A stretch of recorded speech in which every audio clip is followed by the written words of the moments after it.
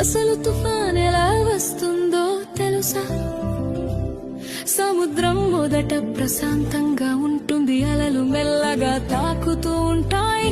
కానీ సూర్యుడు బాగా వేడెక్కితే సముద్రపు నీరు కూడా వేడిగా మారుతుంది. ఆ వేడి నీటి మీద ఉన్న గాలి కూడా వేడి అవుతుంది, పైకి ఎగురుతుంది. గాలి పైకి ఎగినప్పుడు కింద ఖాళీ అవుతుంది.